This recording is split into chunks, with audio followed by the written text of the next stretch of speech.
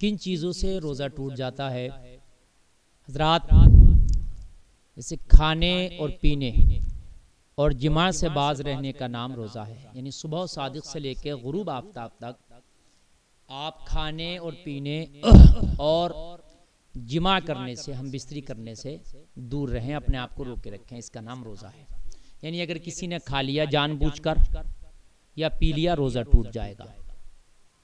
ہاں، اگر بھول کر کھا پی لیا کسی نے تو روزہ نہیں ٹوٹے گا.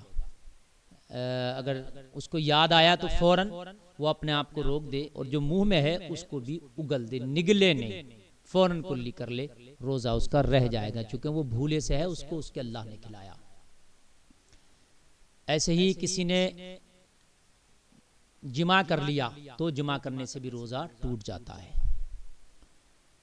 یاد رکھیں کہ اگر کسی نے اپنی بیوی کے روزے سے تھا، بیوی کے پاس گیا، جماع تو نہیں کیا لیکن بوس و کنار کیا یا اس طریقے سے مطلب شہوت اس پہ طاری ہوئی کہ وہ انزال ہو گیا، اس کا ڈسچارج ہو گیا، وہ تو روزہ ٹوٹ جائے گا اس حالت میں بھی. اور اگر انزال نہیں ہوا تو روزہ نہیں ٹوٹے گا. اور اگر جماع کر لیا تو پھر وہ روزہ بھی ٹوٹ جائے گا، اور پھر اس کا کفارہ ہے 60 روزوں والا، 60 روزے رکھنا پڑیں گے اگر جماع کیا ہے تو. ایسے ہی روزے میں اگر قے ہو گیا، الٹی، تو الٹی ہونے سے روزہ نہیں ٹوٹتا، لیکن دو صورتوں میں روزہ ٹوٹ جائے گا. ایک تو یہ کہ منہ بھر قے تھی، کتنی منہ بھر، اور منہ بھر قے تھی اور وہ منہ بھر قے کیا اور کچھ واپس لوٹا لیا، یعنی واپس کر لیا، نگل لیا، تو روزہ ٹوٹ جائے گا. منہ بھر قے کیا ہے؟ یعنی منہ بھر کے آئے، اس کو آپ روک نہ سکیں. دوسری صورت یہ ہے کہ جان بوجھ کر کسی نے قے کی، جان بوجھ کر، اور جان بوجھ کر قے کیا اور پھر وہ قے جان بوجھ کر ہوئی اس کی اور کچھ نکل لیا، تو روزہ ٹوٹ جائے گا اس حالت میں. اس کے علاوہ اگر اس کو الٹی ہوئی، ہلکی الٹی ہوئی اور واپس نہ کیا منہ میں، تو پھر اس قے سے روزہ نہیں ٹوٹتا. ایسے ہی کیا کان میں دوا ڈالی، تو اس پر اختلاف ہے فقہا کا.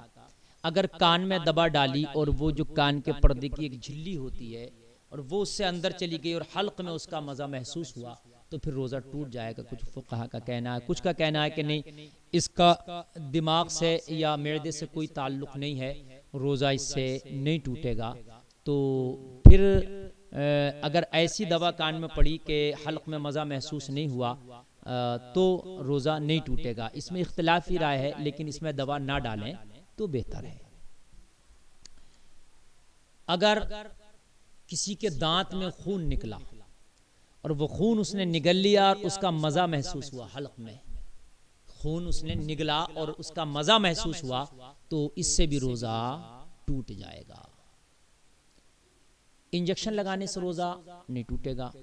ایسے ہی جو ہے سرما لگانے سے، سر میں تیل ڈالنے سے، ان سے روزہ نہیں ٹوٹے گا.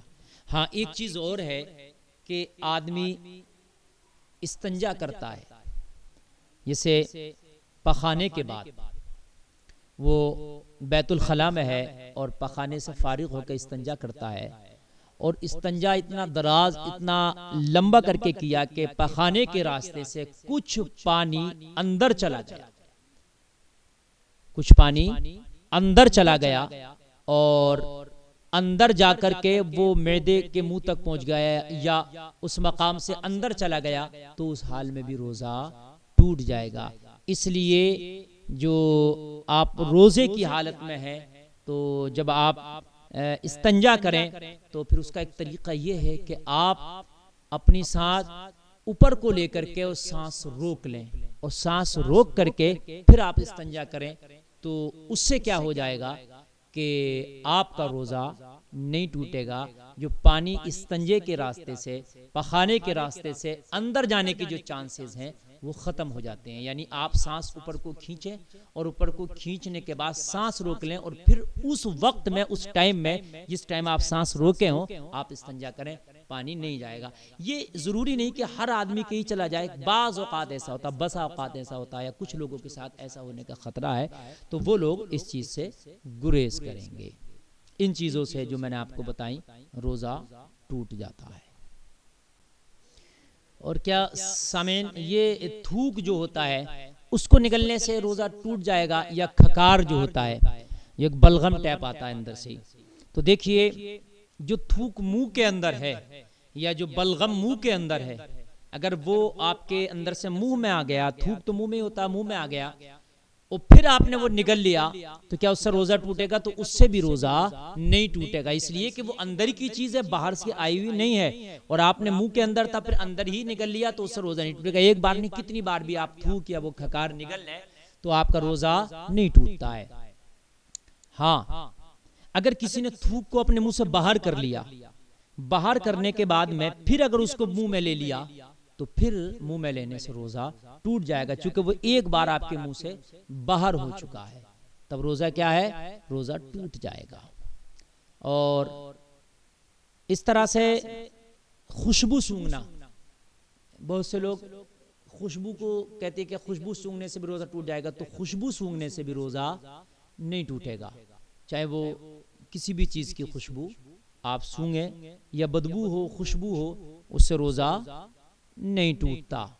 اور باقی میں نے آپ کو بتائی دیا کہ کنگھی کرنے سے، تیل ڈالنے سے، سرما لگانے سے، غسل کرنے سے، ان چیزوں سے روزہ نہیں ٹوٹتا ہے۔ اور ایک چیز اور میں بیان کر دوں، اگر کسی نے ناک کے ذریعے سے کوئی چیز اوپر چڑھائی، جیسے ناک میں دوا ڈالی، یا ناک کے ذریعے سے پانی جو ہے اس نے لے لیا، یا ناک کے ذریعے سے کوئی چیز نہ ڈالی، تو ناک کا تعلق سیدھا دماغ سے بھی ہے، اور پھر وہ چیز معدے میں پہنچتی ہے۔ آپ نے بسا اوقات دیکھا ہوگا کبھی کبھی ڈاکٹر ناک میں نلکی ڈال کے معدے کی جو گندگی اور معدے میں کچھ گندا پانی ہوتا ہے اس کو بھی کھینچتے ہیں، اور کبھی کبھی ناک کے ذریعے نلکی ڈال کے پائپ، اس میں کچھ فروٹس کا جوس یا دوائی وغیرہ بھی چڑھاتے ہیں، یا دودھ وغیرہ بھی دیتے ہیں مریض لوگوں کو۔ تو ناک میں اگر کسی نے دوا ڈالی تو وہ ڈائریکٹ معدے میں اور دماغ سے اس کا تعلق ہے، یا ناک سے اس نے پانی یا گھی وغیرہ کچھ ڈالا، تب بھی روزہ اس حالت میں ٹوٹ جائے گا۔ لیکن بدن کے کسی حصے سے اگر اس کے خون وغیرہ نکلا، چوٹ لگی، تو اس سے جو ہے آپ کا روزہ نہیں ٹوٹے گا، خون نکلنے سے، اس سے روزے سے کوئی تعلق نہیں ہے۔